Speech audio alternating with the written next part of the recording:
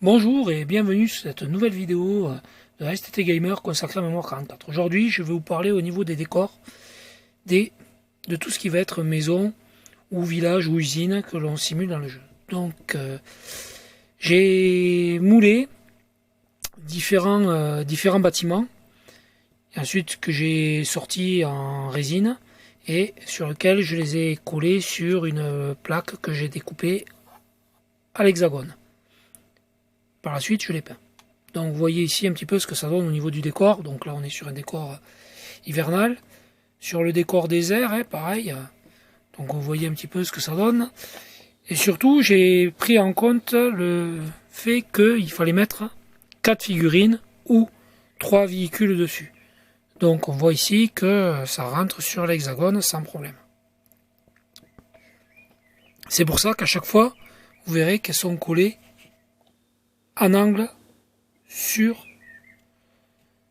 l'hexagone.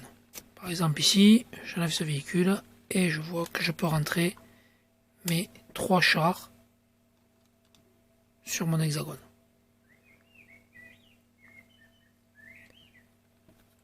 Je fais la même chose pour le décor original. Donc par contre j'en ai fait par deux, puisque souvent on se retrouve avec des villages. Donc là pareil, j'ai découpé, donc ça fait une espèce de 8, j'ai collé à chaque angle donc un bâtiment, et pareil on peut se rendre compte que je peux mettre 4 figurines sur l'hexagone sans problème. C'est un peu serré, mais ça rentre. J'ai fait la même chose aussi pour des ponts, donc j'ai trouvé un pont du génie avec les deux avec les pneumatiques, le pont qui passe par dessus. J'ai trouvé un petit pont aussi en bois, et j'ai trouvé un pont en pierre.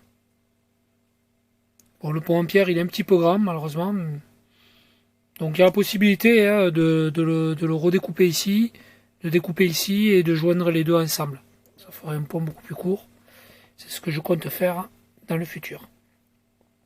Pareil, j'ai fabriqué aussi des usines, même si que ce soit les bâtiments au niveau des règles, c'est toujours la même chose. Donc voilà, j'ai juste rajouté, vous voyez, j'ai percé un trou et j'ai rajouté la cheminée. Après, ça laisse libre cours à votre imagination pour les peindre. Pareil pour l'église, ici j'ai fait une église entière, mais j'ai aussi démoli une église pour faire un peu plus chaotique. Donc comme on le voit ici, donc une église en ruine, et à côté vous voyez donc la ruine du bâtiment directement. Pareil, hop, ça prend 2 hexagones. J'espère que cette vidéo vous aura plu, qu'elle vous aura donné envie de vouloir faire un petit peu la même chose au niveau des décors, c'est-à-dire d'agrémenter votre plateau de jeu en mettant donc ces décors une fois de plus en 3D.